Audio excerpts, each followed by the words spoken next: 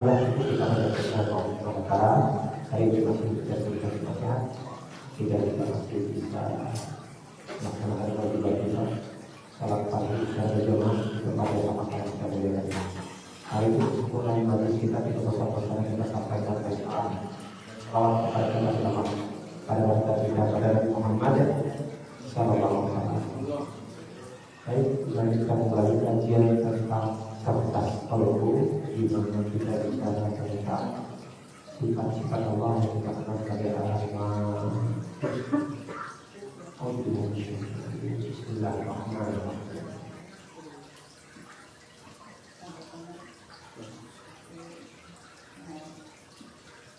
Sehari-hari juga banyak orang yang tidak mengenal. Apakah ada kewajiban dari setiap orang untuk mengenal Asmaul Husna? Kalau bicara mengenai masalah kewajiban Asmaul Husna, kalau tadi kita sepakat bahwasanya Asmaul Allah itu merupakan gelar dari zat yang bernama Allah Subhanahu wa taala. Tentu saja kewajiban ini lebih mengarah dulu kepada zat Allah itu sendiri. Mengenal Allah itu jelas merupakan satu kewajiban di dalam memeluk agama Islam. Karena kita tahu rukun iman yang pertama itu kita wajib percaya pada Allah Subhanahu wa taala. Nah, penjabaran bahwasanya bagaimana kita harus menyikapi agar kita lebih mengenal Allah, barangkali analoginya semacam ini. Kalau kita mendirikan satu partai, tentu saja yang kita tonjolkan itu adalah tokohnya. Tokohnya. Nah, tokoh ini tentu saja dia harus memberikan dulu satu daftar riwayat hidup, satu kurikulum vitae yang membuatkan aku ini calon saya baik ini karena dia begini dengan segala kemampuan dan sebagainya. Sehingga ada timbul satu sikap untuk mau mengikuti apapun yang diperintahkan, apapun yang diinginkan oleh orang tersebut. Ya, kita memang bisa mengenal Allah memiliki 9 Allah. Ini sampai orang masalah. Kalau sebenarnya kalau kita mengacu di dalam Quran itu bukan secara eksplisit jadi itu cuma Quran 134. Dulu yang disebutkan secara eksplisit itu kebanyakan. Tapi Quran sudah bilang ada cahaya sendiri, tapi tidak dibahas pada itu. Tapi jelas bahwa kita memahami Allah zat yang telah menciptakan kita akan seorang mereka memiliki 9 sifat yang semuanya ada sifat-sifat yang kebaikan dari Allah Subhanahu wa taala. Allah sudah memberitahukan kepada kita dalam firman Allah juga arti sama malam nanti nanti bahwa kita dibentuk Allah itu merupakan kesempurnaan dari ciptaan Allah dari seluruh ciptaan yang lain. Jadi manusia diciptakan dalam keadaan sempurna. Dan kalau kita mengacu kepada surat Asy-Syamsiah, di sini Allah kembali berfirman menjelaskan kepada kita kemudian Allah menyempurnakan. Artinya menyempurnakan ciptaan manusia di dalam hati budaya dan kemudian menyiapkan ruhnya. Dan dalam ayat Al-Quran juga disebutkan Allah menyiapkan ruhnya itu ketika usia janin di dalam tubuh kita, jadi dalam rahim kita itu berusia kurang lebih 120 hari atau 4 bulan. Itu mulai diciptakan roh. Dan Allah menjadikan bagimu pendengaran, penglihatan dan hati bayi. Tapi sedikit sekali tak. Jadi sebetulnya bayi usia 4 bulan sudah hidup. Nah, yang berletak ya, memang masih lemah. Nah, di sini Allah bukan ruh ya. Kalau kita memahami dalam ilmu medis, anak itu pasti memiliki sifat dari orang tuanya yang disebut sifat DNA atau RNA dari kedua orang tua itu dimiliki oleh anak itu pasti. Ya, tubuhnya, sifatnya, fisiknya itu seperti ayah, seperti bunda itu ada setiap anak. Bahkan dari DNA ini kita tahu siapa keturunan kita, terus tahu keturunan siapa. Itu yang kita kenal sebagai DNA. Jadi bukan tidak mungkin. Sebetulnya ketika Allah menciptakan dulu Allah, itu juga sudah ada DNA dari Allah. Kalau kita pinjam istilah medisnya, bahwasanya ini disampaikan oleh Rasulullah. Kalau mau dijual oleh kita, siap bayi lahir dalam fitrah. Ini belum mau dijual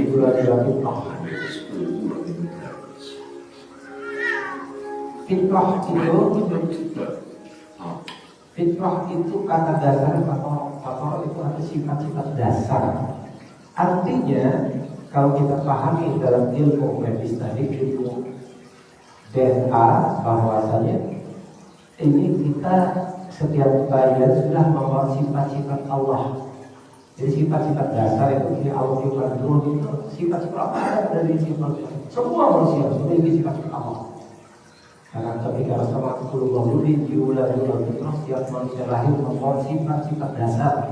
Apa sifat-sifat dasar? Ya sifat-sifat Allah yang kita kenal sebagai Al-Asmaul Husna. Dan kita tahu semua sifat-sifat Allah baik. Jadi sifat-sifat yang Allah firman kepada manusia itu seluruhnya sifatnya baik. Baik, tidak ada satupun yang buruk. Hanya memang ada beberapa yang tidak boleh kita pakai di dalam kehidupan sehari-hari. Misalnya Allah takabir, Allah maha sombong, tidak, ya. Itu hanya Allah firman pada orang yang sombong, tapi kita tidak, ya. Nah, kemudian yang membuat manusia lebih rusak ketika menjalani kehidupan itu, sebagaimana disampaikan oleh Rasulullah, kulubah bulan berfitrah, setiap kali lahir dalam keadaan fitrah. Kain nama bahwa tergantung pada orang tuanya nanti yang akan jadikan anaknya Yahudi, Nasrani atau Majusi. Jadi sekali peran orang tua akan sangat penting untuk membentuk anak. Apakah anak ini akan tetap membawa sifat Allah yang ada di dalam dirinya, atau kemudian terpengaruh oleh didikan orang tuanya yang membuat anaknya justru keluar dari jalan Allah Subhanahu wa Ta'ala. Jadi sekali bahwasanya orang tua amat sangat penting membentuk karakter anak akan jadi baik atau jadi buruk. Tapi yang jelas kebaikan itu sudah ada, basicnya sudah ada, ya. Sehingga kalau misalnya ada sifat buruk itu bukan dari Allah. Karena kita tahu semua sifat Allah baik. Jadi kalau ada sifat buruk itu pengaruh dari orang tua atau pengaruh daripada lingkungan dia di mana dia hidup. Tapi dari 99 sifat Allah itu yang paling basic dari semua sifat Allah itu adalah ini yang Allah sampaikan. Akulah Ar-Rahman dan Ar-Rahim. Aku ketikkan baginya dari namaku. Siapa yang menghubungkannya, arti siapa yang mampu mengimplementasikan sifat Rahman dan Rahim di dalam kehidupan hari, maka Allah akan menghubungi. Allah akan baikkan kita. Tetapi siapa yang meninggalkan sifat Rahman Rahim ada pada diri setiap manusia, itu pun Allah akan memutuskan hubungan dengan dia. Jadi tidak main-main bahwasanya kalau kita tidak mengamalkan sifat Allah di dalam kehidupan sehari-hari, jangan kita akan jadi orang. Nah, terus sekali lagi bahwasanya ini basic. Jadi seluruh sifat-sifat Allah ini berbasic pada Ar-Rahman Ar-Rahim. Contoh misalnya orang mau berbuat adil itu juga tergantung pada sifat Rahman Rahim. Karena ada orang adil itu hanya kepada kelompoknya sendiri. Nah itu berarti dia hanya memiliki sifat Rahim, tetapi tidak memiliki sifat Rahman. Tapi kalau di luar kelompoknya, di luar dirinya, dia tidak mau bersifat adil. Nah itu artinya ada salah sifat Allah yang dia tinggalkan. Tapi pada hakikatnya seluruh sifat-sifat Allah itu berbasis kepada sifat Ar-Rahman dan Ar-Rahim. Dan kita tahu seluruh sifat-sifat Allah lain. Dan kalau kita mengacu pada hadis Rasulullah SAW, ahsa hadahlah jannah, siapa yang ternyata ahsa itu bukan hanya sekedar memahami ayat Allah, bukan hanya sekedar menghafalkan asma Allah, tetapi utamaannya adalah bagaimana mengamalkan sifat-sifat Allah. Jadi sifat-sifat Allah tidak hanya kita ketahui di dalam zikir-zikir misalnya, tetapi yang lebih utama lagi bagaimana kita mengamalkan sifat-sifat Allah di dalam kehidupan sehari-hari. Itu yang dimaksud esok. Esok artinya tidak hanya sekedar memahami, tapi juga mengamalkan sifat-sifat Allah di dalam kehidupan kita sehari-hari. Kita lihat Allah menciptakan manusia itu dan jin itu adalah untuk beribadah kepada Allah Subhanahu wa Ta'ala. Dan ibadah terbaik itu adalah kalau kita mampu berbasis kepada sifat-sifat Allah, terutama berbasis pada sifat Rahman dan Rahim. Karena itu hari ini kita akan mencoba mengenal Allah lebih dekat lagi dengan sifat-sifatnya. Nah, dari 99 sifat Allah yang disampaikan oleh Rasulullah SAW itu ternyata kalau kita mengacu kepada Al-Quran, ini menyampaikan firman Allah. Katakanlah disuruh disampaikan kepada kita Rasulullah, apa yang Allah inginkan, sebutlah nama Allah. Silakan sebut asma-asma Allah. Atau kalian sebutlah Asma Ar-Rahman, nama-nama Allah mana saja yang kalian sebut, maka semua nama yang dimiliki Allah itu adalah nama yang baik. Tetapi khusus Ar-Rahman. Jadi dari semua sifat-sifat Allah itu Allah lebih suka kita mengenal Allah sebagai Ar-Rahman. Kalau Allah menyebut Ar-Rahman, kalian Ar-Rahman, kenali aku sebagai Ar-Rahman. Nah sekarang bagaimana kita memahami Ar-Rahman di dalam kehidupan kita sehari-hari supaya kita bisa mengamalkannya, mengimplementasikan di dalam kehidupan kita sehari-hari. Jadi sebetulnya arti daripada Ar-Rahman itu, kalau kita sekarang kan Ar-Rahman itu Ar-Rahman Maha Pengasih, Ar-Rahim Maha Penyayang. Nah itu kurang tepat gitu. Karena kalau Ar-Rahman Maha Pengasih itu kan nanti ada satu rasa cinta, ada rasa kasih. Dan di dalam Ar-Rahman itu tidak ada rasa kasih, tidak ada rasa cinta. Yang ada apa? Yang disebut sebagai sifat pemurah. Jadi sekali lagi sebetulnya Ar-Rahman itu artinya adalah Allah melimpahkan kemurahannya kepada semua makhluk tanpa kecuali. Jadi arti Allah Ar-Rahman itu Maha Pemurah, bukan Maha Pengasih ya. Artinya begini, Allah tuh gak suka sama iblis. Allah gak suka sama iblis, maka izin keluar kamu dari surga. Lalu yang ajmain, keluar kamu dari surga Allah. Allah benci sama iblis, tetapi tetap Allah berikan hak-haknya, Allah berikan jatahnya, Allah berikan rezekinya. Nah itu bukan atas dasar landasan Allah punya kasih kepada iblis, enggak. Allah benci pada iblis, diusir dan terkutuk sampai akhir zaman. Tetapi hak-hak ini tetap Allah berikan. Ini disebut sebagai Ar-Rahman, Maha Pemurah, bukan Maha Pengasih. Ya. Jadi lebih tepat Ar-Rahman itu adalah Allah Maha Pemurah. Sekali lagi ini tidak mau sampaikan, ini kan Allah benci sama iblis. Tetapi sekali lagi ini sifat kemurahan Allah. Ini bahwasanya setiap manusia lahir, makhluk Allah yang lahir atau makhluk-makhluk Allah itu pasti Allah berikan rezekinya. Yang kita sebut sebagai makanan, supaya kita tetap bisa hidup, makanan maupun minuman. Dan semua manusia sudah ditetapkan rezekinya oleh Allah Subhanahu wa taala. Ketika ada di rahim juga, itu sudah Allah tetapkan rezekinya. Allah tetapkan jodohnya, Allah tetapkan kematiannya, sudah Allah tetapkan rezekinya.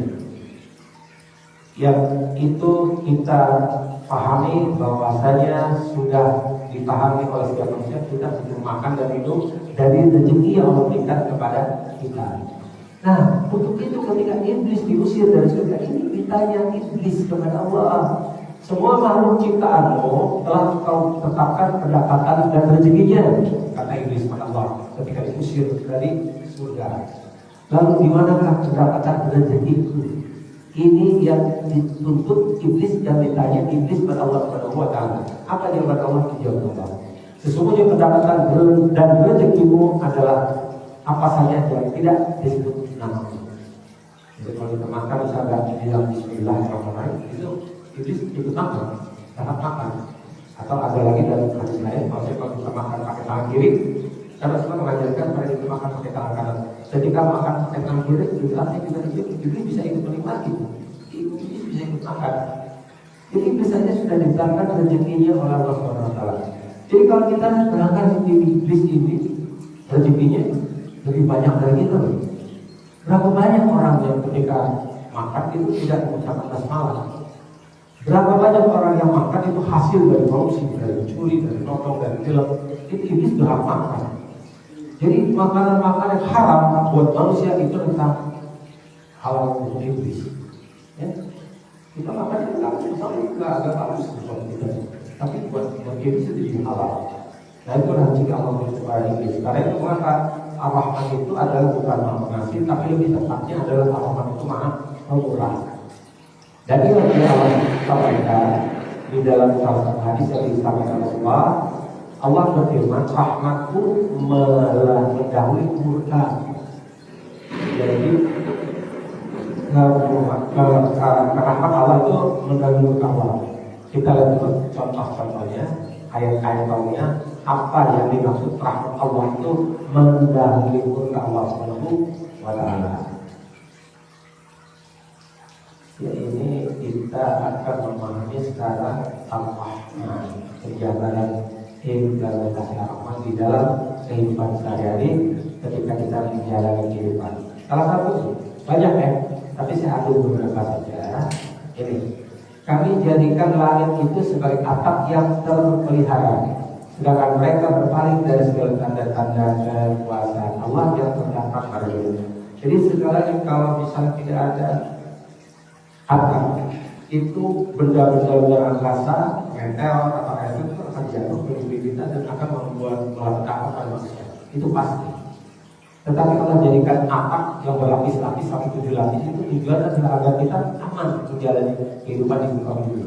Jadi sebetulnya ketika malam hari dilihat oleh NASA, itu di langit itu banyak sekali cahaya-cahaya. Cahaya-cahaya itu ternyata berasal dari batu-batu meteor yang jatuh ke bumi. Cuma begitu di lapisan pertama lolos, di lapisan kedua ini panasnya luar biasa, sampai panasnya 2500 derajat. Itu terbakar batu-batuan dari meteor luar angkasa tadi. Nah begitu masuk ke lapisan ketiga itu dinginnya minus 85 derajat. Jadi bayangkan dari panas tiba-tiba dingin, itu otomatis akan hancur jadi debu. Itulah fungsi daripada atap yang disebut sebagai Van Bell. Karena di depan Van Bell kreatif, ternyata ada lapisan-lapisan yang membuat batu-batuan yang turun atau tertarik oleh gravitasi bumi hancur seluruhnya. Itu begitu nyala terang dilihat oleh NASA. Itu jumlahnya ratusan, hampir setiap malam. Setiap malam itu ada, cuma pada saat malam yang nggak ada. Tidak ada apa-apa. Tapi itu, kok ada setiap tahun itu ada satu malam ternyata nggak ada yang namanya meteor jatuh. Tidak ada cahaya-cahaya yang mengartikan bahwa itu sedang terbakar. Kok ada? Dan akhirnya mereka tahu itu ternyata terjadi pada yang kita kenal sebagai malam Lailatul Qadar.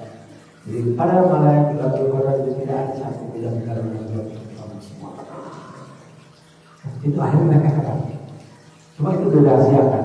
Baru kemudian 10 tahun kemudian setelah ditutup-tutupi oleh mereka, salah seorang ilmuwan yang muslim itu memberitahukan bahwa ternyata apa yang terjadi pada malam Lailatul Qadar ketika seluruh benda-benda angkasa tidak masuk jatuh ke bumi itu sudah ada di dalam Al-Quran. Sudah disampaikan oleh Rasulullah yang disebut sebagai Lailatul Qadar. Sekali lagi bahwasanya kalau tidak ada langit akan seperti ini. Ini kalau tidak ada langit. What is that? It's the EM monitoring station. It's the one that tracks EM pulses. No. Ini ada kebocoran ya di salah satu langit. Remember those invisible microwaves that Josh was talking about? Well, they just found a hole.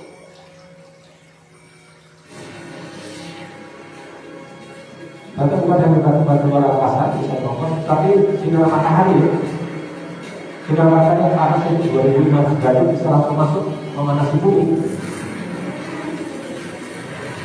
Lautan jadi ini kita semua mati.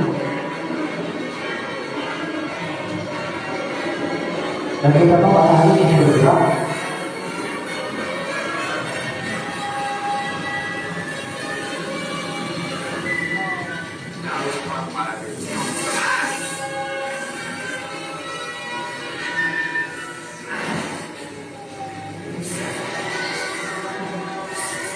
Musim-musim larang. Jadi kalau matahari tidak disaring oleh langit, ini akan terjadi.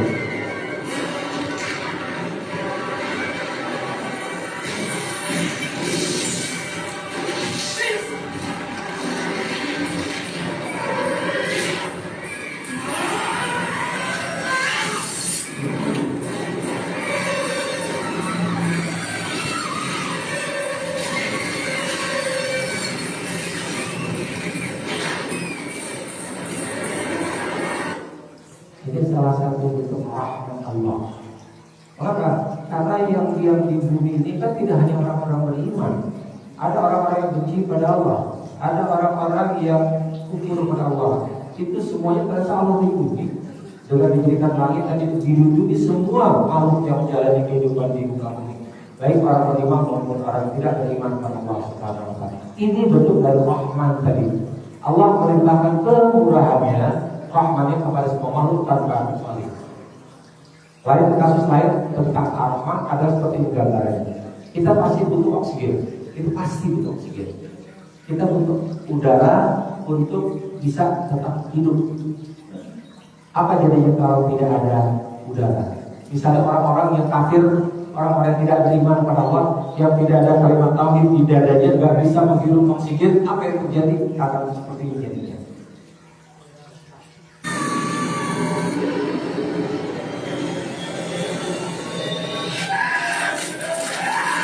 Ini berada oksigen ya, tidak ada oksigen masuk ke tubuhnya. Tekanan juga lebih naik.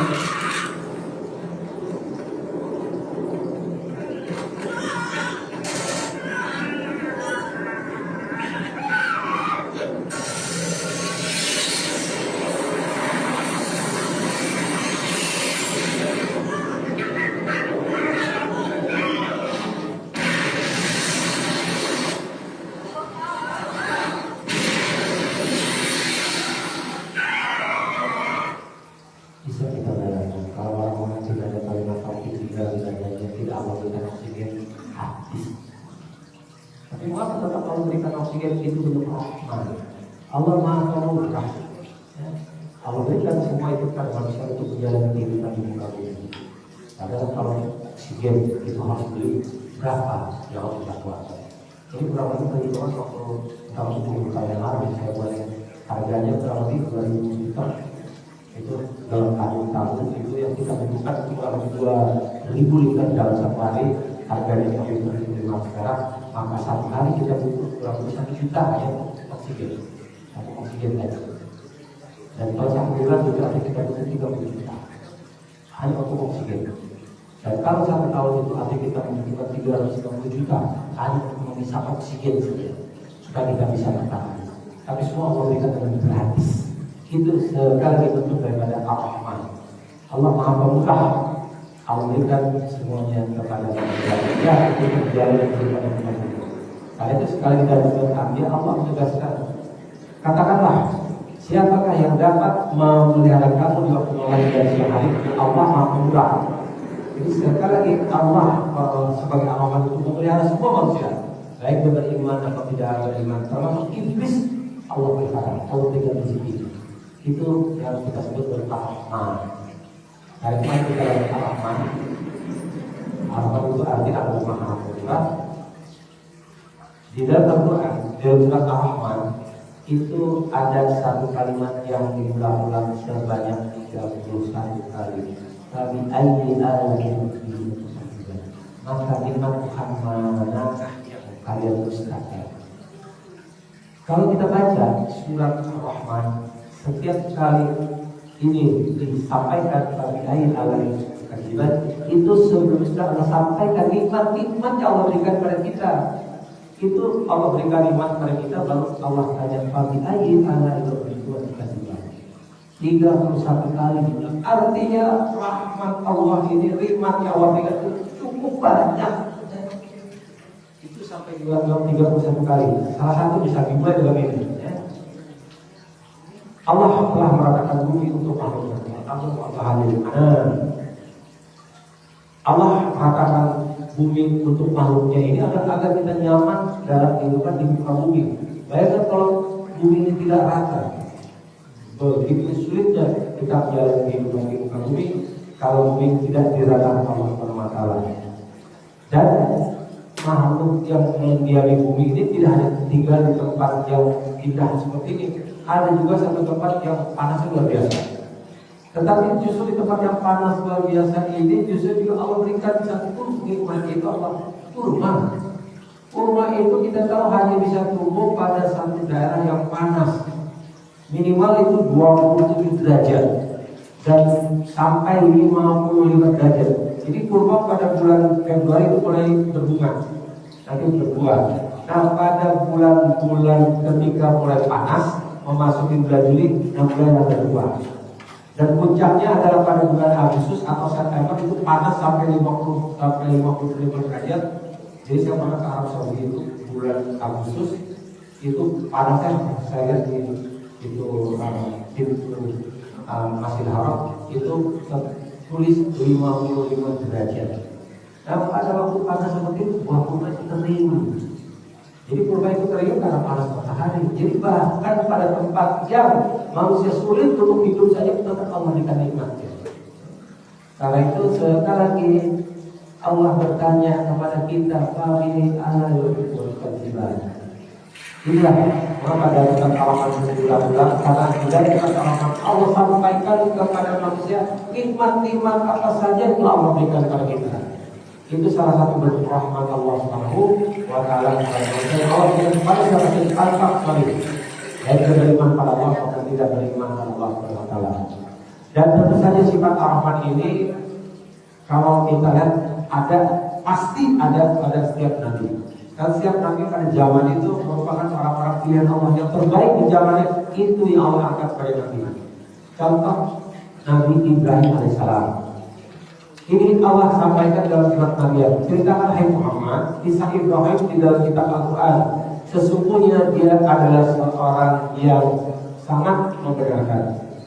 Seorang nabi ya. Jadi salah satu kebiasaan Nabi Ibrahim alaihissalam adalah dia suka melakukan apa saja secara berjamaah. Jadi makan berjamaah. Jadi kalau dia mau makan siang misalnya, dia tunggu orang. Dia tunggu orang yang di depan rumahnya. Kalau ada orang yang bersama, dia panggil dia ajak makan bersama. Itu kebiasaan salah satu Nabi Ibrahim. Kalau tidak ada orang yang di depan rumahnya pas waktu makan siang, misalnya dia kadang-kadang keluar rumah, tapi ke pasar, dicari orang untuk makan di rumahnya. Jadi kebiasaan Nabi Ibrahim alaihissalam. Apa-apa selalu dilakukan secara berjamaah. Nah pada suatu ketika dia hendak makan siang, dia duduk di depan rumah, lewatlah seorang perempuan, umurnya kurang lebih 70 tahun. Umur 70 tahun, dia kan orang itu merupakan orang dari luar kota, orang dari Wadi Rusia. Dan dipanggil diundang untuk makan. Nah sementara istrinya menyiapkan makan, terjadilah dialog dari mana mau kemana. Jadi biasa yang transportasi itu. Nah orang tadi menjelaskan dia mereka dari satu kota tertentu mau menjalani satu perjalanan ke kota lain. Tujuannya untuk apa? Untuk ibadah. Ibadah ternyata di sana majusi menyembah api. Jadi dia datang ke kota lain dari kotanya untuk menjalani ritual menyembah api. Dengan orang tadi seorang majusi marahnya bukan main Nabi Ibrahim. Kamu usia kamu 70 tahun lebih. Masih tetap kamu menyembah api. Marah Nabi Ibrahim. Aku gak suka makan dengan orang yang mempukulkan Allah, mensyariatkan Allah. Keluar, diusir orang dari Nabi Ibrahim. Orang tadi, udah kami udah ngaku, kok tiba-tiba kamu usir udah keluar orang tadi. Ketika orang mencari hikmah, datanglah malaikat Jibril alaihissalam menegur Nabi Ibrahim alaihissalam. Apa yang dikatakan oleh malaikat Jibril alaihissalam pada Nabi Ibrahim alaihissalam? Allah menyuruhku untuk menyampaikan, Allah memberitahukan kepadaku bahwasanya orang tadi sudah hidup selama 70 tahun. Sejak lahir sampai usia 70 tahun belum pernah kali dia menyembah Allah. Belum pernah menyebut kalimat Allah. Tetapi Allah tidak pernah punya rencana untuk memutuskan rezekinya. Hari ini Allah sudah memberikan satu ketetapan, hendak memberikan rezeki melalui tanganmu. Jadi apa hakmu memutuskan rezeki yang Allah berikan pada orang tadi? Mendengar teguran Allah yang disampaikan oleh malaikat Jibril alaihissalam, nangis Nabi Ibrahim alaihissalam. Ayat jalan dikejar orang tadi. Dikejar orang tadi ayat ketemu alhamdulillah Nabi Ibrahim minta maaf, sudah lagi rumah maaf. Orang tadi ada, kamu undang saya bermusik, kamu undang lagi, jangan itu lagi. Apa yang disampaikan oleh Nabi? Tindakan itu kepada ditegur oleh Allah. Ya Allah, minta agar aku kembali menerimamu untuk mendengar rezeki yang tidak diberikan kepadamu melalui kami. Orang tadi begitu mulia Tuhan. Coba ceritakan kepadamu bagaimana kemuliaan dari Tuhanmu. Oke, akan aku sampaikan bagaimana sifat-sifat Allah kepada makhluk ciptaan. Semua yuk ambil makan di rumah akan aku sampaikan. Diceritakan oleh Nabi Ibrahim tentang bagaimana dari cinta kepada Allah ketika sedang sebagai atas orang tadi itu. Ternyata Tuhan ini cuma satu, itu memberikan keterangan saja. Bahkan kadang-kadang membakar. Tapi dari cerita yang kau sampaikan begitu banyak kebaikan-kebaikan dari Tuhan. Karena itu ada orang ini, ya. Jadi sekarang ini sifat rahman ini harus mutlak dimiliki oleh setiap manusia, terutama para nabi. Karena itu ketika Nabi Ibrahim meninggalkan sifat rahman ditegur langsung oleh Allah melalui perantaraan Jibril alaihissalam. Itu juga yang terjadi. Karena itu ini Allah sampaikan. Ini teguran Allah kepada Nabi. Wahai kekasihku, berakhlaklah yang baik walaupun terhadap orang kafir.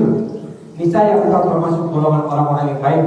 Karena aku pernah menjanjikan bahwa orang yang berakhlak baik akan aku naungi dalam arsy-Ku. Aku tempatkan dalam surga-Ku dan akan aku dekatkan dia di sampingku. Jadi orang yang mampu mengaplikasikan, mengimplementasikan sifat Ar-Rahman pada siapa saja tanpa kecuali itu Allah jadikan sebagai tetangga Allah. Ini salah satu pahala yang Allah berikan atau penghargaan Allah berikan kepada yang mampu mengamalkan sifat Rahman di dalam kehidupannya hari-hari. Kita lihat kisah Nabi.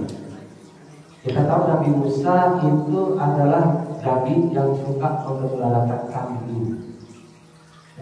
Nah satu hari ketika dia sedang menggembalakan kambing jalan, di dekatnya ternyata ada juga orang anak-anak remaja sedang menggembalakan kambing juga. Cuma dia dengar anak tadi sedang berdoa, ya, menggembalakan kambing, nunggu kambing. Dia dengar anak tadi berdoa, apa doanya? Anak itu berdoa seperti ini. Ya Allah, yang memilih siapa yang kau kehendaki, di manakah engkau, supaya aku dapat menjadi hamba-Mu, agar aku dapat menjahit sepatu-Mu, agar aku dapat menyisir rambutmu, mencuci bajumu, membunuh kutu-kutu yang ada pada bajumu, serta membawakan susu untukmu. Mendengar doa anak tadi, Nabi Musa marahnya bukan main.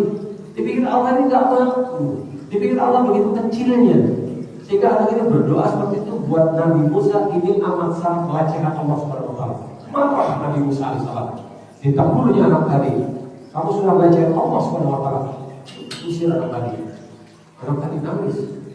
Dia pergi dengan rasa menyesal karena Nabi Musa menganggap anak ini sudah melecehkan Allah. Tapi ternyata, ya, ini masih panjang lagi.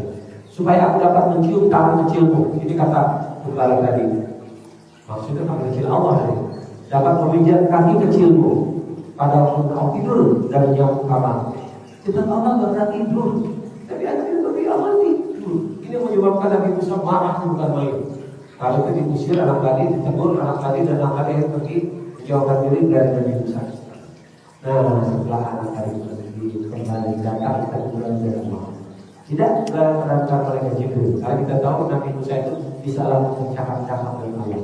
Apa teguran Allah pada Nabi Musa alaihissalam? Ini teguran Allah pada Nabi Musa alaihissalam. Wahai Musa, aku mengutusmu untuk mempersatukan umat, bukan untuk memecah belah. Kamu telah mengusir hartamu dariku. Sedapat mungkin janganlah memecah belah. Karena hal yang paling aku benci adalah perceraian. Aku memberi cara bertindak yang khusus pada setiap orang. Aku memberi cara pengungkapan yang unik pada setiap orang. Aku tidak disucikan oleh pujian, tetapi mereka lah yang disucikan olehku. Aku tidak melihat bahasa atau perkataan, tetapi aku melihat jauh dari ruh dan batin dan perasaan. Aku memandang ke dalam kolbu untuk melihat betapa ucapan yang paling sederhana tidaklah rendah nilainya di sisiku. Surutlah api cinta di dalam jiwa. Jadi Allah tidak terjebak kepada kata-kata dan perbuatan, karena yang Allah bilang adalah apa yang ada di dalam kolbu. Ina akmalu ini. Jadi setiap tindakannya tergantung pada niat yang ada di dalam kolbu, dan Allah tahu. Allah bisa baca niat seseorang. Mungkin apa yang dikerjakan tidak sesuai dengan kaidah, tidak sesuai dengan rasanya bertentangan dengan ini. Tapi Allah tahu persis. Maksud daripada anak tadi bukan gak melecehkan Allah. Sekali lagi anak tadi tidak berniat untuk melecehkan Allah, justru sedang memuji Allah Subhanahu wa taala, ingin menghambakan diri kepada Allah, ingin berbuat sesuatu kepada Allah. Cuma caranya. Tapi Allah tahu persis keinginan yang ada di dalam orang. Itulah sifat Ar-Rahman yang ditanamkan kepada setiap manusia, termasuk pada Nabi Musa alaihissalam. Begitu Nabi Musa tahu dia sudah melanggar sifat-sifat Rahman, maka lalu dia panggil aku tadi untuk minta maaf. Sekali lagi bahwasanya begitu juga pada masalah. Bahwasanya Allah sendiri memuji dalam diri Rasulullah sudah ada sifat-sifat yang mulia.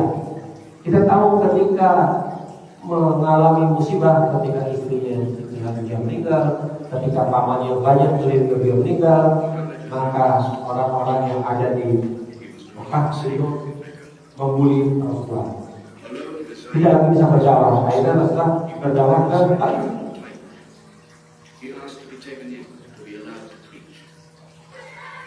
Tapi ternyata orang-orang di Taif, orang tua anak-anak itu suruh anak-anak untuk mengusir Rasulullah, mereka lari ke Batu.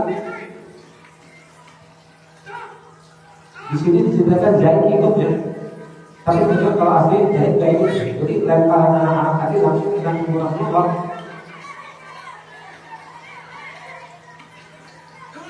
Di sini Zaid anak angkat yang melindungi, tapi tidak ya, kalau aslinya kan. Akhirnya Rasulullah bersembunyi di samping kebun rumah milik seorang wanita ya. Dan ketika dalam keadaan berdarah-darah dan berdarah-darah kaki, malaikat Jibril datang melihat kasihan.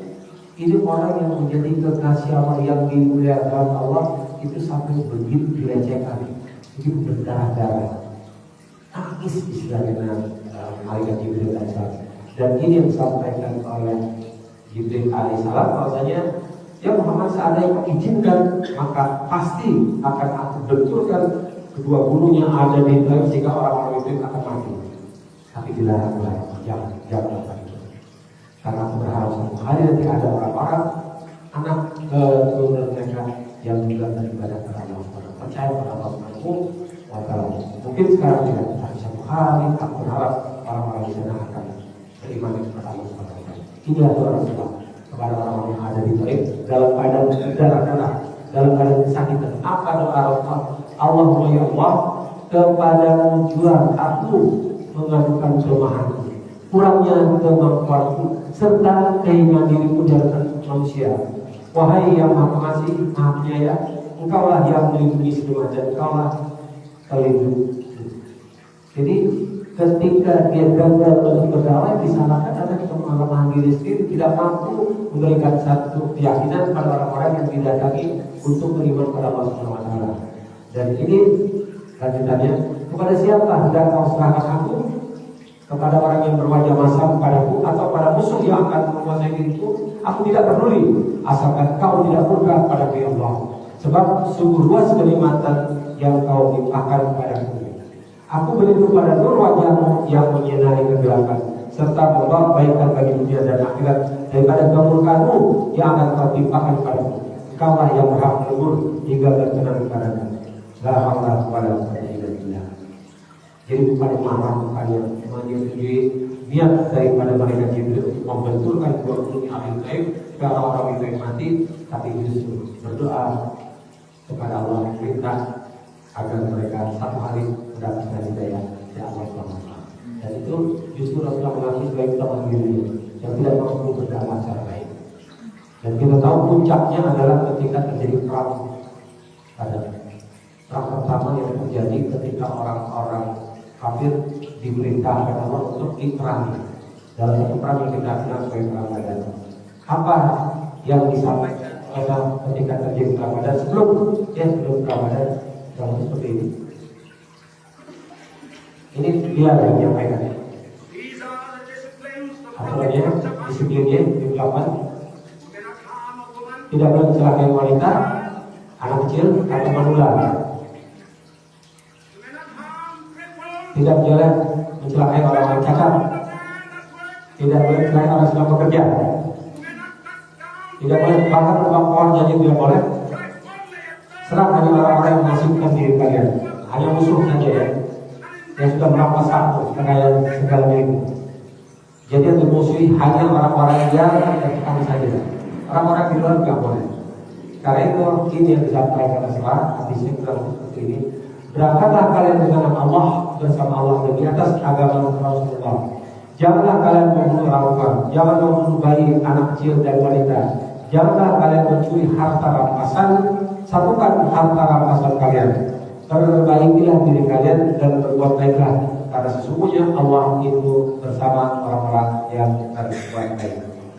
Ini ya, hukum tata tertib yang disampaikan Rasulullah dalam Ramadan. Perangi orang yang hanya menzolimimu saja. Yang kedua, janganlah bunuh wanita, anak-anak dan pemula. Yang ketiga, jangan bunuh orang cacat. Yang keempat, jangan bunuh orang yang sedang bekerja di ladang. Dan jangan berbohong. Jadi tentang orang saja nggak boleh, apalagi membunuh orang yang sedang tidak ada kaitannya. Karena itu ketika akhirnya Rasulullah mengalami kemenangan dan ketika masuk kembali ke Makkah setelah menang sekian lama, setelah 12 tahun mengasingkan diri ke Madinah, akhirnya kembali ke Mekah untuk melaksanakan haji yang terakhir, haji wada. Nah, orang-orang di Mekah begitu tahu Rasulullah dengan 100.000 pasukannya itu, mereka ketakutan. Mereka pikir Rasulullah akan balas dendam.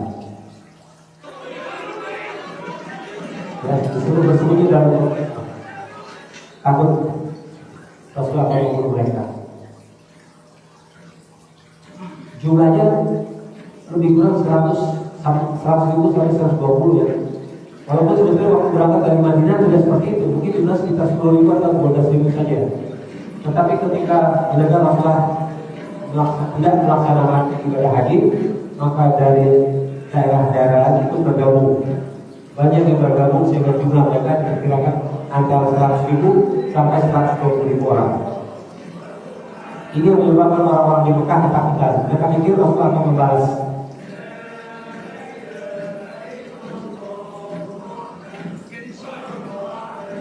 Mereka ketakutan. Sebenarnya di rumah mereka masing-masing.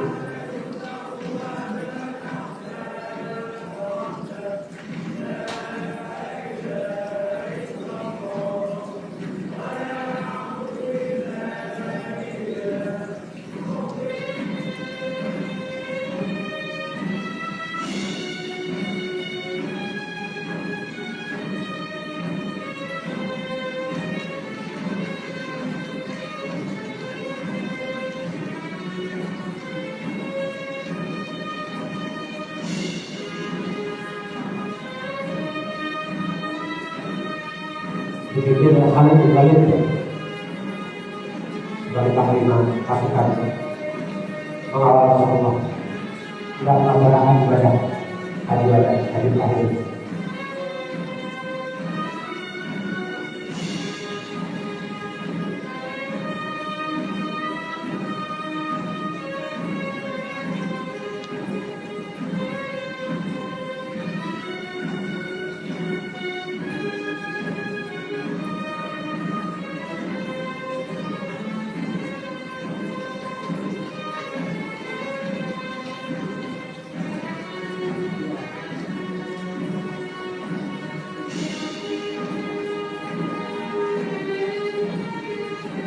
Ada yang bertemu kembali dari keluarga dan setelah sekian tahun berpisah, ada yang keluarga meninggalkan ke Mekah ketika mereka hijrah ke Madinah.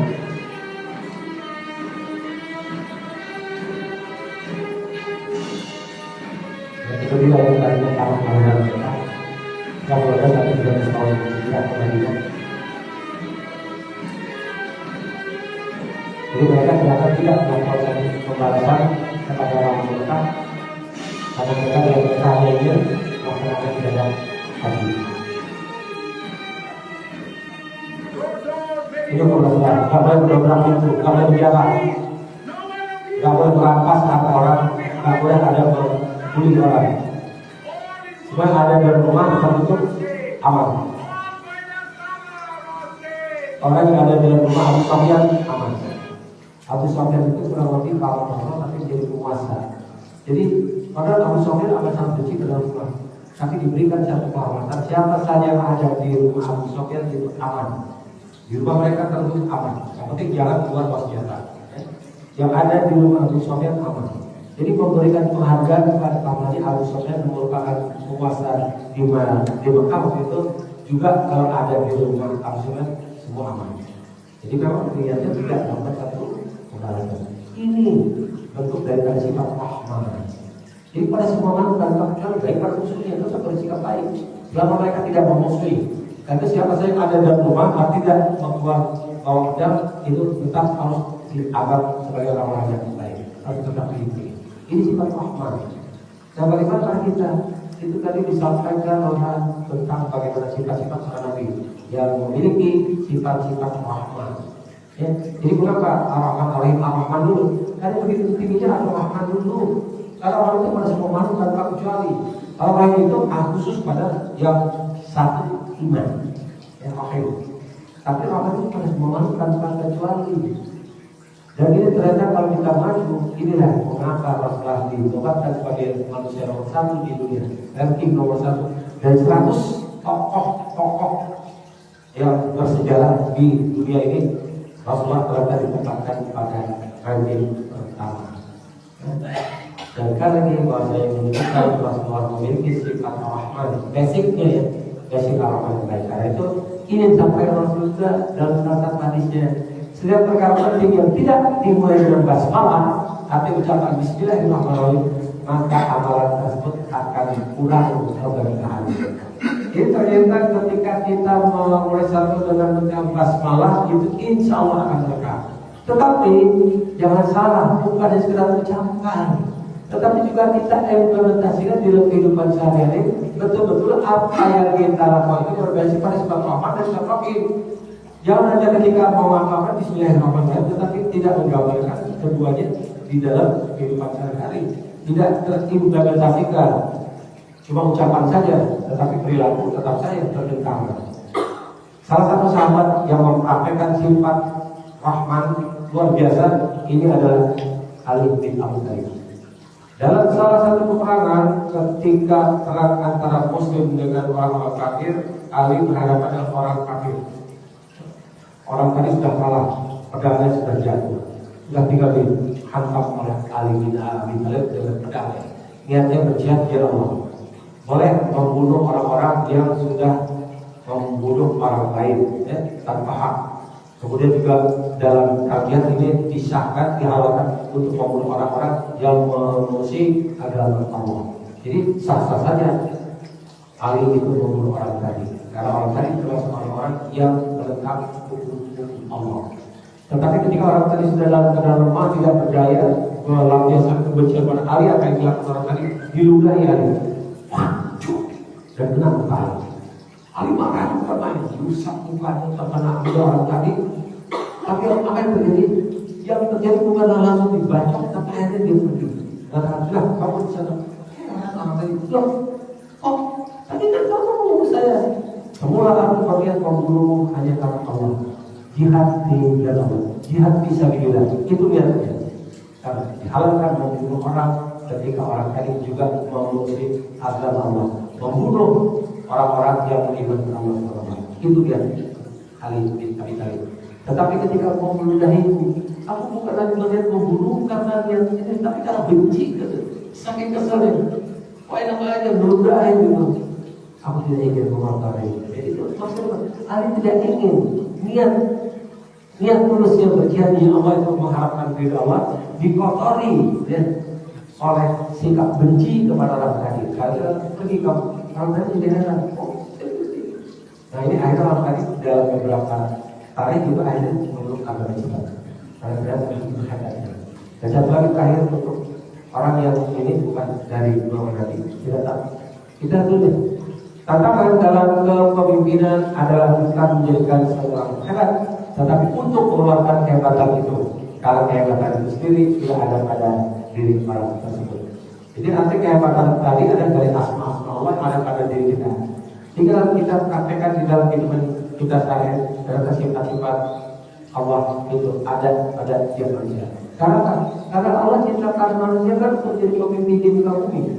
Ini jahilun fil khalifah. Sebagai pemimpin di muka bumi, Allah berikan sifat-sifat yang baik, sifat-sifat yang kuat agar kita implementasikan di dalam kehidupan kita sehari-hari.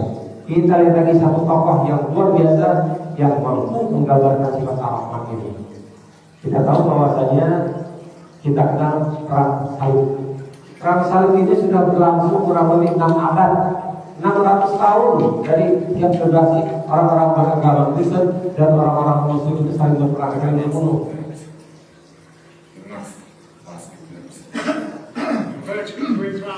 Ini terjadi pada tahun abad ke-12 ya.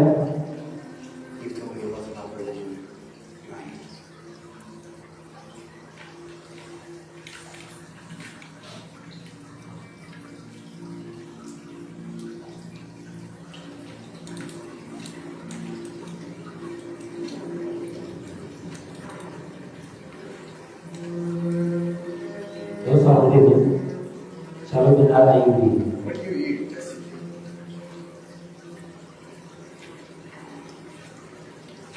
Before I lose it, I will burn it to the ground. You will replace this earth. Ini perangnya di Yerusalem. I won't die. It will not be better if you do it. We will destroy Every stone and every Christian knight you kill will take 10 Saracens. Kalau Kristen siap mati, You will destroy your army here and never raise another. I nggak swear akan nyerah hatinya aja. Saya siap mati, to the end of you. nggak akan nyerah. Itu tekadnya. Karena udah terkepung ya. your city is full of women and Kalau kamu kenal dengan anak-anak dan children. perempuan, An army with them. So with your city.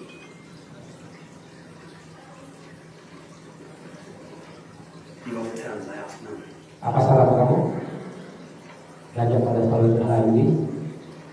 I will give every soul, Saya akan berikan jaminan pada setiap jiwa Kristen yang ada, every soul, setiap jiwa. the women, Perempuan, anak-anak dan orang tua kami jamin keselamatan. knights, and soldiers. Semua sarjana dan tentara-tentara termasuk ratu itu akan kami berikan I swear. jaminan. Dengan catatan, The Christians butchered every Katakan senjata. animals when they took this city. I am. Padahal dikatakan bahwasanya ketika orang-orang Kristen menguasai Yerusalem, semua orang-orang Islam ada di dalam dibunuh tanpa ampun. Apa yang disampaikan oleh Salahuddin Al-Ayyubi, aku bukan orang seperti itu. Itu sikap Rahman. Dan sikap Rahman itu tidak hanya kepada satu kelompok tertentu saja. Yang berbeda dengan orang yang Rahman itu kepada semua makhluk tanpa kecuali. Ya, dengan cara barangkali menyerah. Ya, meletakkan jantan akan dijamin amalnya. Yang mau tinggal silakan tinggal. Yang mau keluar dari Yerusalem silakan pergi kembali ke negara masing-masing. Tapi yang jelas semua akan dijamin. Mereka hendak menjalankan agama mereka di Yerusalem silakan, asal jangan mengganggu ibadah orang Muslim. Itu jaminan yang diberikan oleh Salahuddin Al-Ayyubi. Salah satu juga tentang Salahuddin Al-Ayyubi, ketika terjadi perang dengan Raja Richard, itu ternyata dapat kabar Raja Richard itu sakit, tidak bisa memimpin pasukannya. Sakitnya tidak main-main. Disebut sakit Arnadia ini sakit jenis apa ya? Kudis, macam penyakit kulit kudis. Dan juga terkena skorbut. Skorbut itu kekurangan vitamin C dan tubuh jadi lemah. Nah, mendengar ternyata Raja Richard tidak bisa memimpin pasukannya karena dikabarkan sedang sakit, Salahuddin datang untuk mengobatinya. Tapi dalam catatan lain bukan Salahuddin sendiri yang datang, tetapi salah seorang tabibnya. Karena kita tahu pada saat itu pada abad pertengahan ilmu-ilmu banyak dikuasai oleh orang Muslim loh. Menguasai matematik, menguasai kedokteran, itu luar biasa umat Muslim. Karena itu dikirim ke seorang tabib menurut ceritanya, jadi bukan Salahuddin Al-Ayyubi sendiri, dikirim untuk mengobati Raja Richard. Dan begitu Raja Richard tahu kebaikan dan berniat baik daripada Salahuddin Al-Ayyubi, akhirnya dia berusaha untuk perang, menghentikan perang. Dan ini yang Allah sampaikan di dalam Al-Quran. Allah tidak melarangmu untuk berbuat baik dan berlaku adil terhadap orang-orang tidak memerangi bukan agama dan tidak mengusirmu dari negerimu. Sesungguhnya Allah menyuka orang-orang yang berlaku adil. Nah, selama orang tadi baik, tidak menyerang kita, tidak memusuhi kita, silakan kita berbuat baik. Apalagi yang namanya bicara itu memusuhi umat Muslim itu saja. Salahuddin Al-Ayyubi melakukan satu kebaikan dan akhirnya sepakat terjadi damai. Setelah 6 abad terjadi perang antara umat Muslim dan umat Kristen itu terjadi perdamaian. Tidak ada lagi yang perang salib. Sejak ditandatangani 2 September 1192. Dan kita tahu Richard itu adalah Raja Inggris. Dan apa yang terjadi Inggris sebagai wujud terima kasih mereka kepada Salahuddin Al-Ayyubi, mereka bikin senjata tempur yang diberi nama Saladin. Dan kayak Saladin tadi. Saladin itu nama dari Salahuddin Al-Ayyubi. Buat mereka makanya Saladin. Dan tank ini bukan dijadikan sebagai kendaraan tempur ya, tapi jadi apa? Jadi untuk alat, jadi jadi itu medis, ya. Iya, jadi ambulan, jadi tidak untuk bunuh gitu. Inilah tanda terima kasih daripada pemerintah Inggris kepada Salahuddin Al-Ayyubi yang sudah mengobati raja mereka sehingga membuat akhirnya mereka sadar kita harus damai. Itu kan sifat rahman. Jangan sekali-kali melakukan sifat rahman itu, karena pada hakikatnya ini Allah berikan kepada kita melalui lisan Rasulullah.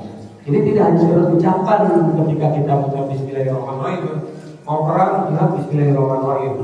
Tetapi ketika ini seperti Ali tadi, ya, bahwasanya akhirnya dinodai dengan beberapa hal, dia curi, dia bunuh orang yang tidak berdosa, akhirnya itu yang tidak diinginkan oleh Allah Subhanahu wa Ta'ala. Sekali lagi Allah ingin agar kita mengenal Allah sebagai Ar-Rahman, tidak sekedar Ar-Rahim. Ar-Rahman dulu, Bismillahirrahmanirrahim. Dan kita sebenarnya punya kemampuan, kita punya kemampuan untuk mengamalkan sifat-sifat Allah. Karena sifat-sifat Allah kan sudah ada pada diri kita, kan sudah aja kok, sudah ada. Tinggal masalah mau atau tidak mau kita mengamalkan sifat Allah di dalam kehidupan kita sehari-hari. Ini Allah perintahkan pada kita. Wasil kamu saudara yang baik, berbuat baiklah kamu pada orang lain sebagaimana hanya Allah kamu berbuat baik. Dan ini juga tulis oleh Dinamo. Dalam diri setiap manusia sudah diwarisi kecenderungan yang membuat otak manusia haus sekaligus siap menerima tuntunan kekuatan yang lebih tinggi, yaitu kekuatan Tuhan yang Maha Kuasa. Itu tadi saya katakan. Ketika Allah firman, Ruh Allah itu sebetulnya sudah masuk sifat-sifat Allah, sudah masuk ke DNA, sudah masuk ke RNA Allah. Karena pada diri manusia sudah ada sifat-sifat kehebatan tadi. Ini salah satu penelitian daripada DNA. Bahwa pada manusia itu ada bagian dan tingkat Tuhan. Yang sama seperti orang tua mewarisi sifat pada anak-anak mereka. Jadi ini implementasi sifat apa? Yang pertama adalah fitrah. Fitrah itu artinya potensi dasar dari sifat-sifat Tuhan bahwa manusia diciptakan tanpa dosa, bersih dan memiliki potensi kebaikan untuk dirinya sendiri dan untuk masyarakat. Dan kalau ini diamalkan di dalam kehidupan kita sehari-hari, tidak harus orang-orang Muslim ya, orang-orang non-Muslim juga punya sifat-sifat rahman ini. Masalahnya mau atau tidak mau. Ini contohnya. Contoh bahwa saya sifat rahman ini Allah berikan pada semua makhluk tanpa kecuali. Ini setelah peristiwa 11 September ketika dikatakan orang Muslim itu mau menghancurkan BTC, itu dikatakan itu perbuatan orang Muslim. Ini pendeta gereja melakukan satu provokasi tahun 2011 ya. Dia berprovokasi di taman, mengajak orang-orang untuk menghujat orang Muslim.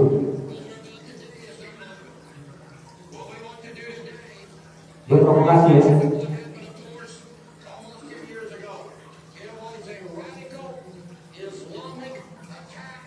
Dikatakan orang Muslim ini teroris, orang Muslim tidak seperti kerjaan.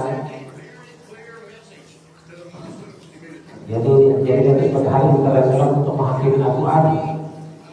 Jadi dia sobek Al-Quran ya, dia injak Al-Quran. Dia mengajak orang-orang untuk mengikuti langkahnya.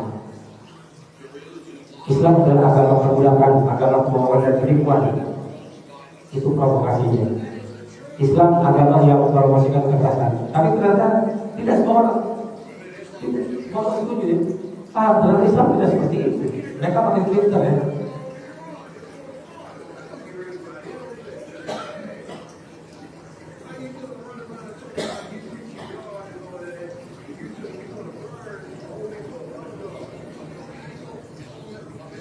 Ini sangat luar biasa.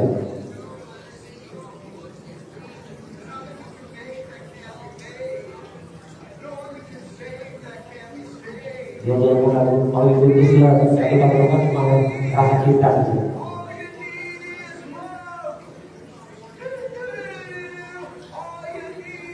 Padahal non Muslim ini.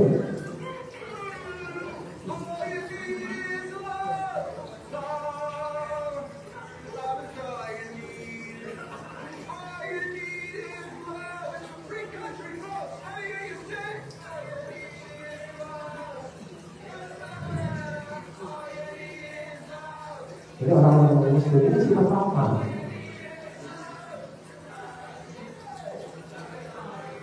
Ini bukan manusia, pasti ada sifat apa di dalam diri manusia.